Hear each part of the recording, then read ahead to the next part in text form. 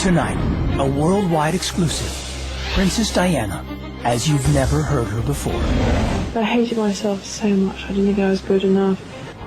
This is the story the royal family doesn't want you to hear.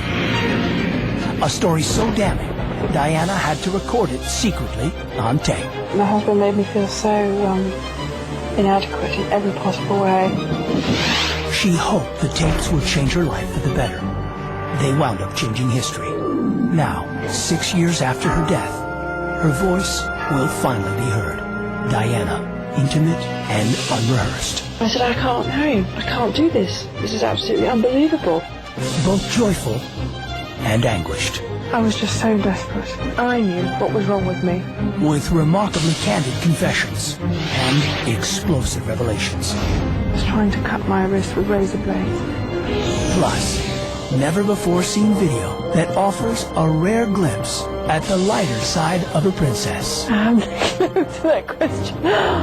And exclusive interviews with Diana's closest friends, some talking for the first time. Tonight, an NBC special, Princess Diana, The Secret Tapes. Good evening, I'm Jane Pauley. The Princess of Wales lived her life in public. She couldn't hide from the press if she tried, and she did try. But the public's appetite for details about Diana's life was insatiable. And still, the true story of her life, to a remarkable degree, was secret, until she told the secrets herself on 6 deeply personal audio tapes, the closest thing we'll ever have to her autobiography. Her own story, from an unhappy but privileged childhood, to a tragically mismatched marriage, to her hard-won independence. NBC has acquired the tapes, which until now have only been heard by a handful of people.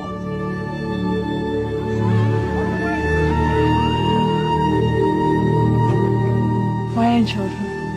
Oh, I'm just demented about them.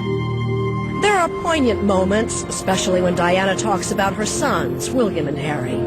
I hug my children to death. I get in bed with them at night and hug them, and I always say, who loves you most in the whole wide world? And they always say, Mommy. So important.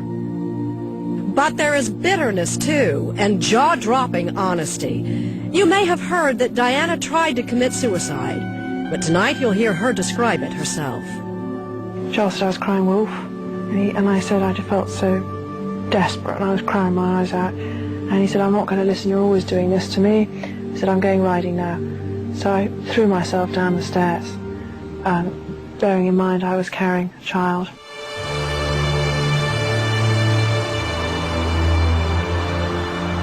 Why did a woman so guarded in her public life record these very personal details? To understand the tapes, you have to go back to the beginning, when for all the world knew, Diana and Charles were planning a long and happy life together. For the royal family, as far as the journalists are concerned, you're on the outside looking in. Andrew Morton has been writing about the British royal family since 1982. He'd met Princess Diana several times, but like every member of the family, she refused to do a formal interview. The whole idea of sitting down and talking to Diana was just, it was a fairy tale. You're in dreamland to think about that, because there was no access. I mean, the Queen has reigned for, near 50 years, and she's never once sat down and given an interview. When the royal family did appear, their press events were stiff, short, tightly controlled photo ops. Could you sit more closer, please, sir? In that world, the tiniest tidbit, a new haircut, the name of a dress designer, qualified as a scoop. May we know the name of the dog, Your Majesty? Actually, the reporters who covered her had no idea what Diana was really going through at home. Unbeknownst to me and to the rest of the world, Diana was just at the end of her tether. Her husband was effectively living with another man's wife, Camilla Parker Bowles, and nobody had a clue about it. Only a few close friends knew about her torment. One of them was Dr. James Colthurst, a wealthy aristocrat who met Diana on a skiing trip when she was 17. Colthurst, speaking publicly about Diana for the first time, says she was tired of the charade and dying to talk to the press about the miserable state of her marriage. There can be a level where people can tolerate so much. The sense was that she wanted to shout from the rooftops. The consequences of a tell-all interview were potentially catastrophic. Buckingham Palace could dismiss her as a lunatic. The press could turn against her. Diana might gain her freedom, but as Colthurst repeatedly warned her, the cost could be unbearable.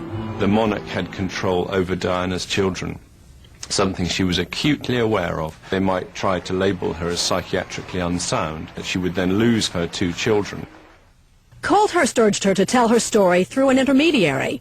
A book, he argued, would give Diana more control over how the story was told. She was going to say something anyway. That was going to happen. Whether that was going to be a loose cannon and an uncontrolled explosion, or whether it was going to be something which people subsequently could understand her well and therefore be sympathetic to her. The question was then, how could it be done? Colthurst did know one reporter he thought he could trust. Andrew Morton was working on an unauthorized biography of the princess when Colthurst arranged to meet him and offered him a chance to write the authorized kind. James kind of said, do you want an interview? I said, of course I do. Andrew phoned me one day and said, Mike, you're not going to believe this, and he was absolutely right. Morton took Colthurst to meet publisher Michael O'Mara, who had helped to promote the fairy tale version of the royal family in a series of best-selling picture books. O'Mara thought Colthurst was making the whole thing up. I took some of the books I previously published off my shelves and opened them on my desk and said, well, look at these pictures. This happy woman, smiling woman with the gorgeous kids. There she is with her husband. They're holding hands and smiling. I mean, look, these are the happiest people in the world. James said, that's the point. She's having to fake it. The 4 of them, princess, publisher, writer, and friend, started to hatch a plan. Morton would interview a few of Diana's closest friends so he could say the most personal information in the book came from them. As for the interview with Diana, She was being followed all the time by the paparazzi. If I was seen, then that would blow the whole cover. It was Mike's suggestion, as I remember it, that the only way to have an interview in a manageable form was to record the interview on a tape recorder. The only person who could do that was me.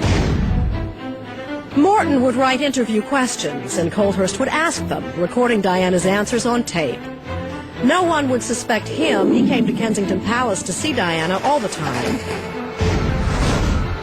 A simple enough plan, but the 4 co-conspirators would soon become anxious, even frightened.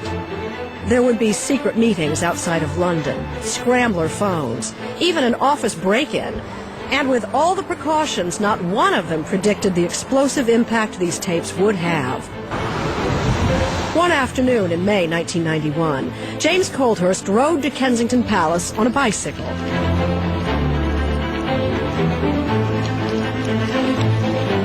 In his basket, a small tape recorder that would rock the monarchy. The guard passed Colthurst through, as he had many times before. Diana answered the door of her apartment in jeans and a T-shirt, ready to get to work. She howled with laughter, as she saw the little tape recorder, and then she clipped the mic on herself. It was 2:30 in the afternoon when Colthurst pressed the record button for the first time. Give me a shout if it's something you don't want to touch on. No, it's okay. Before long, the words were pouring out of her. Now that she was finally free to tell her story, Colthurst said she barely paused to take a breath. She just